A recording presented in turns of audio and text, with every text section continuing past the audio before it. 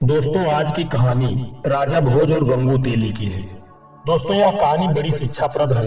मुझे पूरा विश्वास है कि आपको यह कहानी बहुत पसंद आएगी। दोस्तों, यह कहानी कर्मों के फल पर आधारित है। तो चलिए दोस्तों, कहानी को शुरू करते हैं। यदि कहानी आप लोगों को अच्छी लगे तो वीडियो को एक लाइक करके चैनल को सब्सक्राइब करने की कृपा करना। दोस्तों, राजा भोज एक न्यायप्रिय राजा थे। वे अपनी प्रजा को पुत्र जैसा स्नेह करते थे। उनके दरबार में अनेक विद्वान लोग रहते थे। राजा भोज चापलूस और चाटुकार लोगों से हमेशा दूर रहते थे।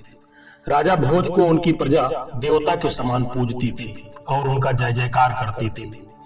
राजा अपनी प्रजा के दुख तकलीफ का पता लगाने के लिए रात्रि में भेष बदलकर उनके घरों के आसपास घूमते थे, जिससे वे अपनी प्रजा के दुख सुख का सही से पता लगा लेते थे। एक दिन रात्रि के समय राजा भोज एक गरीब ब्राह्मण की झोपड़ी के पास से गुजर रहे थे। तभी उनकी नजर एक गरीब ब्राह्मण और ब्राह्मणी पर पड़ी। ब्राह्मण की झोपड़ी में एक छोटा सा दीपक जल रहा था। वह ब्राह्मण अपनी पत्नी से कह रहा था कि अब मैं बहुत बूढ़ा और कमजोर हो गया हूँ। मेरे शरीर में अब इतनी शक्ति नहीं है कि मैं अपने यजमानों के घर पहुंचकर पूजा पाठ करा सकूं, और मेरा कोई पुत्र भी नहीं है जो मुझे कमा कर खिला सके। अब तो मेरे पास केवल एक ही रास्ता है कि मैं राजा भोज के दरबार में जाऊं। गरीब ब्राह्मणी ने कहा, ठीक है स्वामी, कहते हैं कि राजा भोज बड़े दयालु हैं, वह हमारी मदद जरूर करेंगे। दूसरे दिन सुबह होते ही वह ब्राह्मण राजा भोज के दरबार में पहुंच गया। राजा का अभिवादन करते हुए ब्राह्मण कहने लगा, महाराज, मैं 80 साल का बूढ़ा और कमजोर व्यक्ति हूँ। ऐसी दशा में मैं खुद कमा नहीं सकता। कहते हैं कि बुढ़ापे का सहारा पुत्र होता है, पर मेरा दुर्भाग्य है कि मेरा कोई पुत्र नहीं है। अब ऐसी स्थिति में राजन, मुझे 2 जून की रोटी भी मिलना मुश्किल है। राजा भोज ने उस ब्राह्मण की गरीबी का पता रात्रि में ही लगा लिया था। इसलिए राजा भोज ने 100 सोने और चांदी के सिक्के उस ब्राह्मण को दे दिए। ब्राह्मण के पास अब इतना धन आ चुका था कि वह सुख पूर्वक अपना जीवन व्यतीत कर सकता था। ब्राह्मण खुशी खुशी घर पहुंचा और वह रुपये एक लकड़ी के संदूक में रख दिया। किंतु रात्रि में एक विचित्र घटना घटी। सुबह जब वह ब्राह्मण संदूक खोला तो सारे रुपये गायब थे।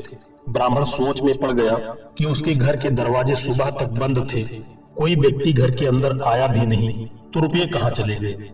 वह ब्राह्मण व्याकुल होकर सुबह दूसरी बार राजा भोज के दरबार में पहुंच गया और रात का सारा हाल बताया। राजा ने उसे दूसरी बार भी 100 सोने चांदी के सिक्के दिए। ब्राह्मण बहुत खुश हुआ।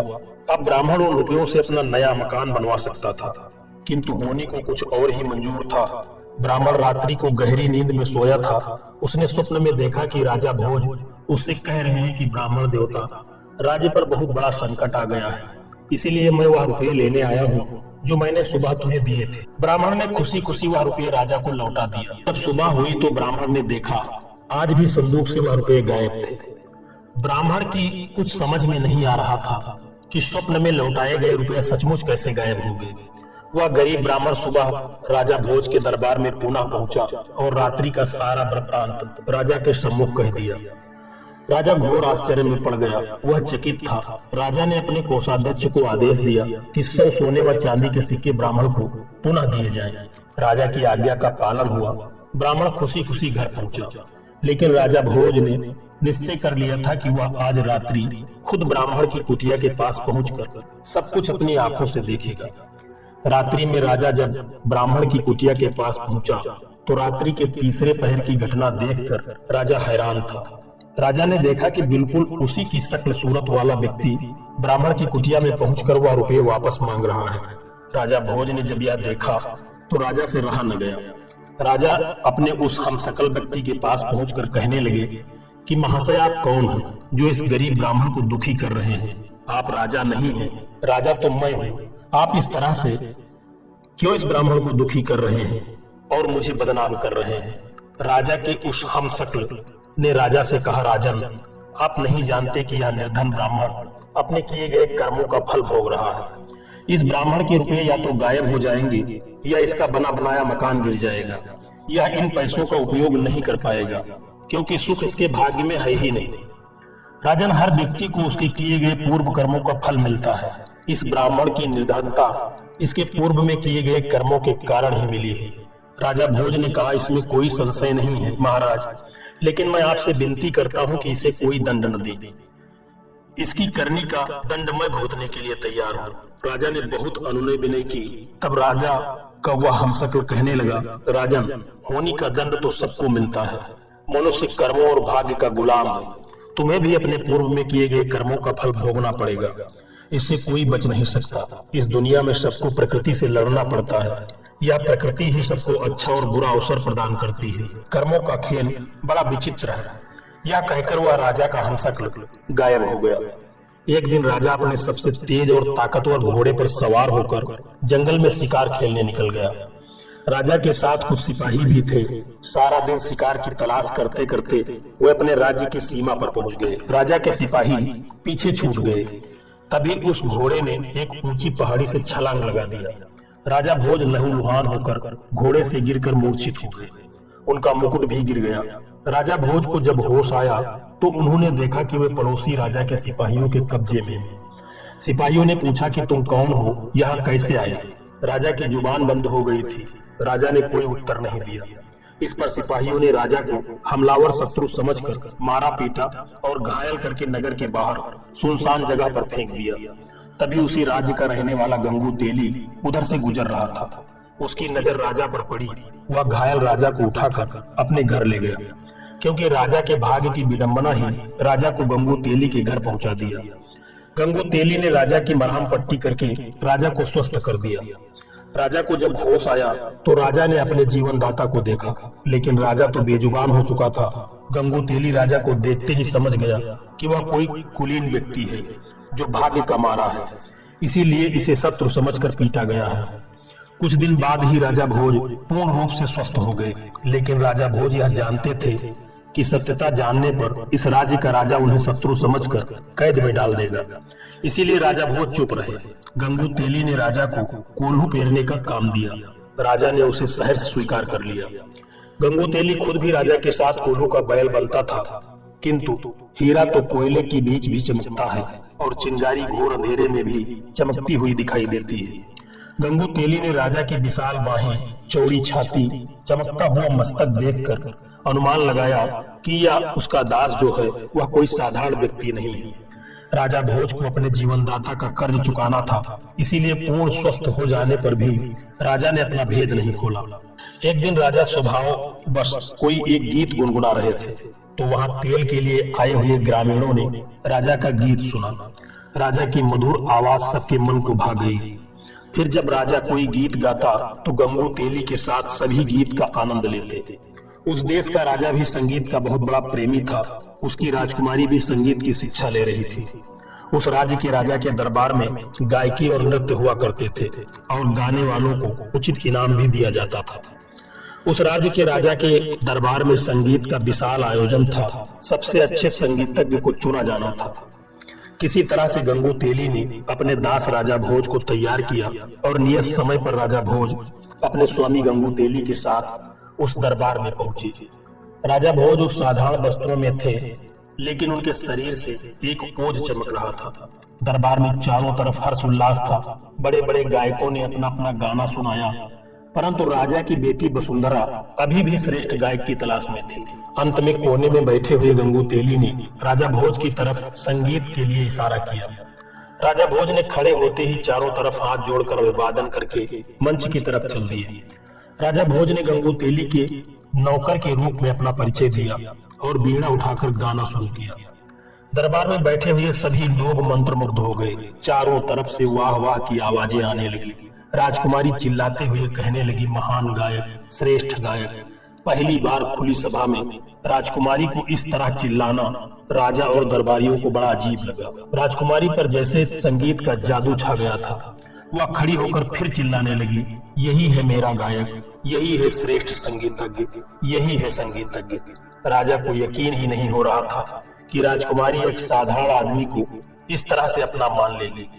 उस सभा में अपना मान लेने और विजयी व्यक्ति का मतलब था राजकुमारी का जीवन साथी। राजा ने राजकुमारी से कहा कि बिना वंश जाने इस तरह तुम्हारा कहना उचित नहीं है, क्योंकि तुम कोई साधारण कन्या नहीं हो, इस राज्य की राजकुमारी हो। राजकुमारी ने कहा, पिताजी, यह कोई साधारण व्यक्ति नहीं है, यह कुलीन वंश का गुणी राजकुमार है आप परीक्षा करके देख ले। राजकुमारी वसुंधरा ने पूरे विश्वास के साथ उत्तर दिया, क्योंकि राजकुमारी का मन कहता था कि यह कोई साधारण व्यक्ति नहीं है। राजा सिद्धराज के दरबार में ज्ञानियों की कमी नहीं थी। वहाँ 4 विद्वान धर्मदेव, कर्मदेव, तपदेव और पुण्यदेव बैठे थे। राजा ने दरबारियों को संबोधित करते हुए कहा, विद्वानों, हम इस युवक का परिचय इसके गुणों से ही जानेंगे।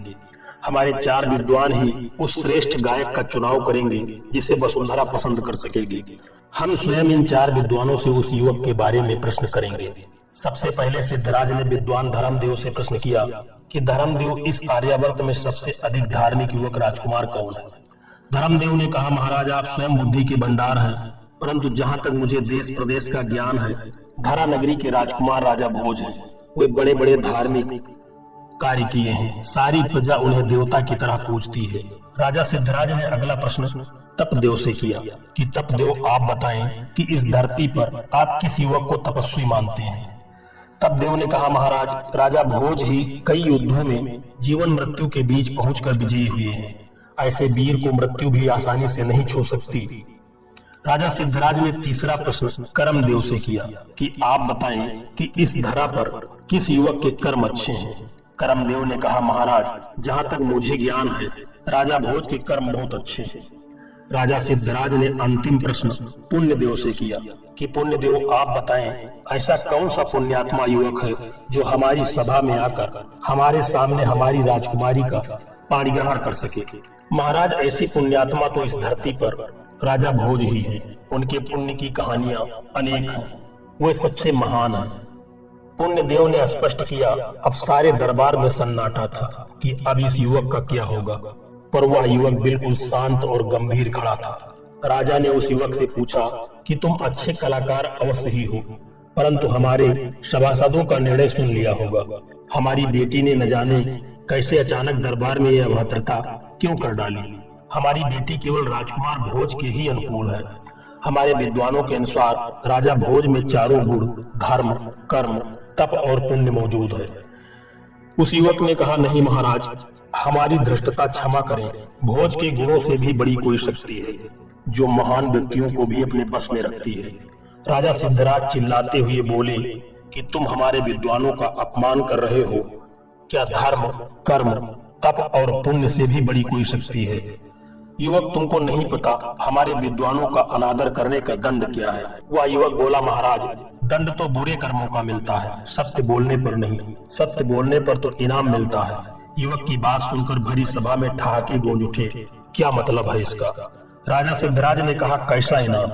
युवक ने कहा, महाराज, धर्म, कर्म, तप और पुण्य से भी बड़ी शक्ति है होनी या भाग्य। राजा भोज इन सब गुणों के होने के साथ साथ अभी भी दर बदर की ठोकरें खा रहा है, पर होनी बड़ी प्रबल है। होनी को कोई नहीं टाल सकता। राजा सिद्धराज ने कहा, तो क्या तुम ही राजकुमार भोज हो युवक? युवक ने कहा, हाँ महाराज, मैं ही राजा भोज हूँ। ये सब होनी का खेल है जो आज मैं आप सबके बीच हूँ। भोज ने ब्राह्मण और शिकार की सारी बात कह सुनाई।